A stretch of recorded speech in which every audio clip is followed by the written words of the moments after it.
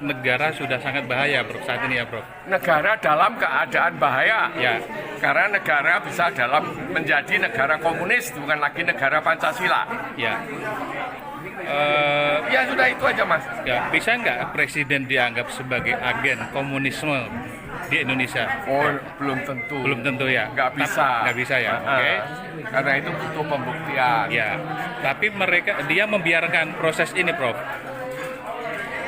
Itu politik, saya nggak mau. Oke. Jadi sebentar lagi, Prof. Jadi apa yang harus dilakukan, Prof? Ini kan mengkhawatirkan sudah bisa dibaca. TNI dan Islam, terutama NU, harus minta ini dicabut. TNI harus mengatakan ini cabut. Saya mengharapkan Presiden telah melanggar konstitusi, harus dilakukan impeachment oleh DPR. Kalau DPR tidak bisa melakukan impeachment, maka sungguhnya saya minta TNI mengatakan membubarkan DPR. DPR dinyatakan bukan lagi wakil rakyat. Gitu aja. Kurang apa lagi, saya udah keras begini, jangan. Ya, terima kasih, Prof. Jangan dipanas-panasin lagi. Masih kurang. Ya, udah keras. Udah. Masih anget ini, belum keras nih, Prof. Udah.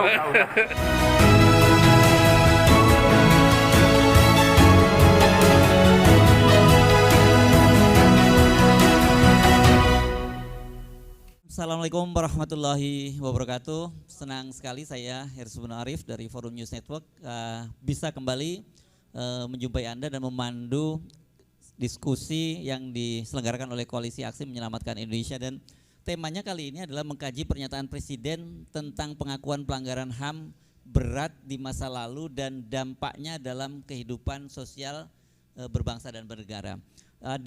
Sekarang yang sudah hadir ada 3 orang narasumber di samping saya. Orang pasti akan bertanya-tanya kenapa Profesor Sri Edi Suasono yang diundang, karena beliau seorang ekonom gitu. Tapi kalau yang tahu CV dari beliau ini juga aktif mengajar di Lemhanas, di Seskuat juga gitu ya, Prof. Jadi banyak bersentuhan dengan persoalan-persoalan tidak hanya ekonomi, tapi saya kira ini berkaitan kalau disebutnya politik ekonomi kan gitu ya. Itu ada kaitannya seperti itu juga. Dan di sebelahnya ada Brigjen Purnawirawan Hidayat Purnomo. Ini beliau adalah geng para apa?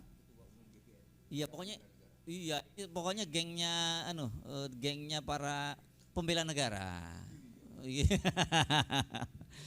Nggak, Gus, dan dulu lama saya tahunya beliau itu lama di komunitas intelijen dulu ya, waktu di militer masih aktif dan masih seger gitu. Sebenarnya saya pikir belum pensiun, ternyata udah pensiun beliau gitu karena wajahnya masih seger ya.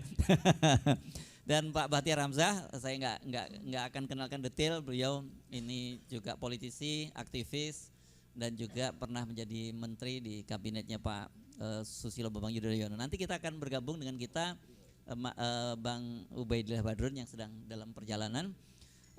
Tentu tadi saya dalam waktu off the record tadi ya, sebelum direkam, saya juga kita mesti memberikan juga perspektif sendiri tentang pelanggaran HAM ya.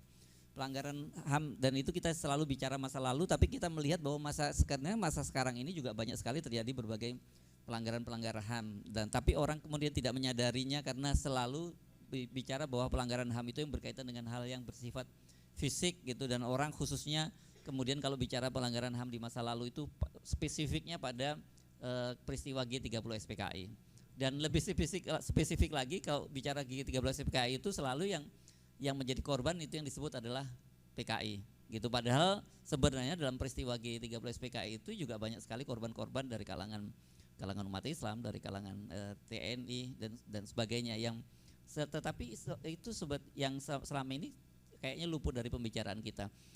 Mari kita bicara soal itu, tapi saya ingin juga kita maju sedikit ke depan juga berkaitan dengan pelanggaran HAM yang terjadi, yang harusnya yang juga tidak kalah seriusnya berkaitan dengan masalah demokratisasi di Indonesia. Kita mulai dari Profesor Sri Edi Suasono dulu ya. Saudara sekalian, yang melanggar HAM itu PKI. HAM yang dalam artian fisik aja. Bapak saya dibunuh PKI tahun 48. Dan saya melihat bagaimana PKI membunuh orang-orang, terutama para ulama. Para ulama Islam pancung itu, dan darah berada di mana-mana. Saya melihat, pada waktu itu saya usia 8 tahun. Ya, yang dibunuh banyak sekali di Madiun, dan di Karisden dan Madiun. Di Ngawi, itu saya melihat sendiri. Jadi, yang salah siapa? Pernyataan presiden yang demikian itu artinya apa? Yang salah adalah orang Islam dan TNI. Oleh karena itu saya beberapa kali bicara, TNI harus bersikap dan membantah pernyataan ini dan berbuat sesuatu. Ya, kenapa kok yang ditonjolkan oleh Bapak Presiden adalah korban-korban PKI? Padahal korban dari yang non PKI, jenderal-jenderal kita juga dibunuhi, dan juga banyak umat Islam yang dibunuhi, dibantai, di Jawa Timur banyak sekali. Kenapa itu tidak menjadi perhatian Presiden? Dan saya menginginkan betul-betul PKI dan umat Islam membantah itu dan menunjukkan bukti-bukti bahwa yang kejam adalah mereka. Saya melihat kekejaman itu sejak kecil. Dan juga tahun 65 saya juga melihat kekejaman itu. Jadi barangkali sudah saatnya. Saya akan bicara sedikit lain lagi ya Mas Heru. Begini, Presiden sudah beberapa kali melanggar konstitusi.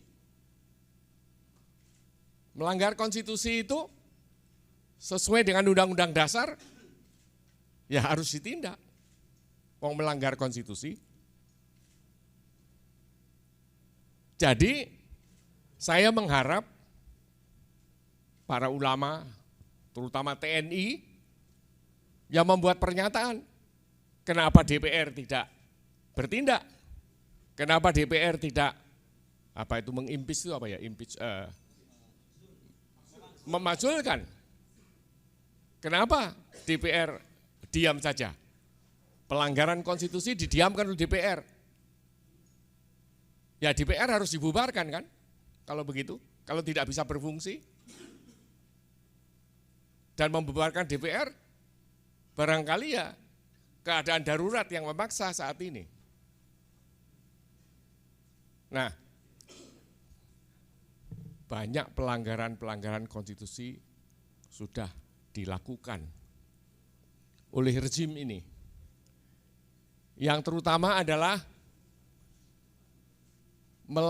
mengundur pemilu. Pemilu 1 hari diundurnya sudah melanggar itu.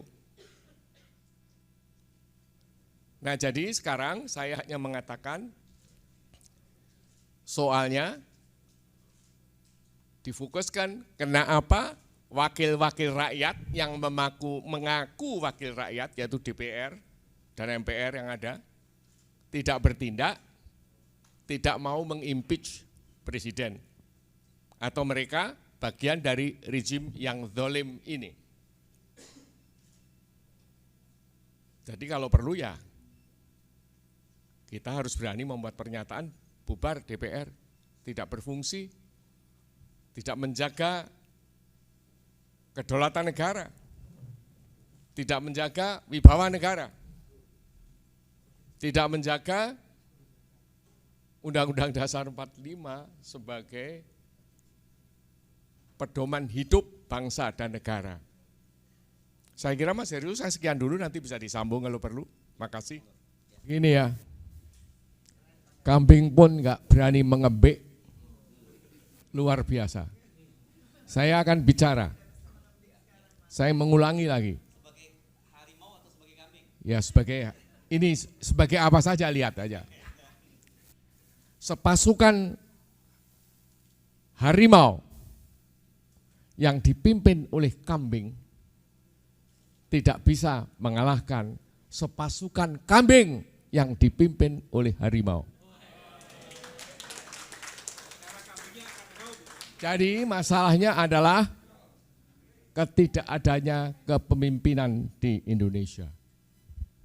Jadi sungguhnya ini tadi menarik sekali kan. Ini kayak kuliah 1 semester yang kita bicarakan bersama.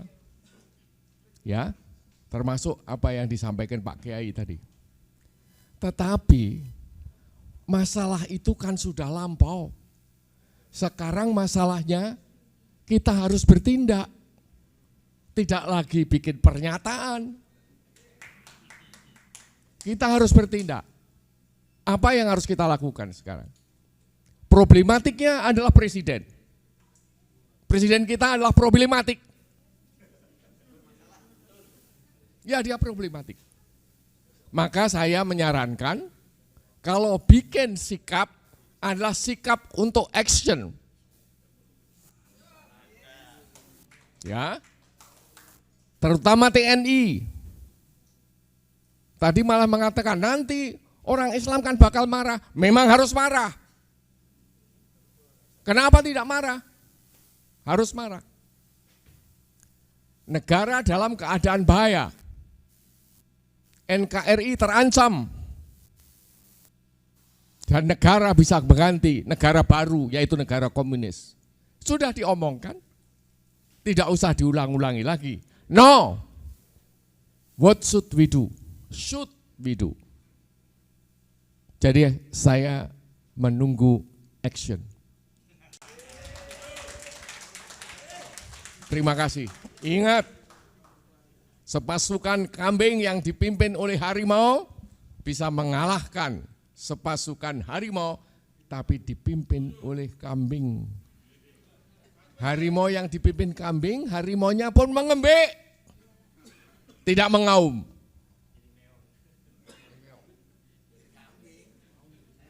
Jadi sekali lagi, problematik kita ada pada presiden yang membuat pernyataan ini.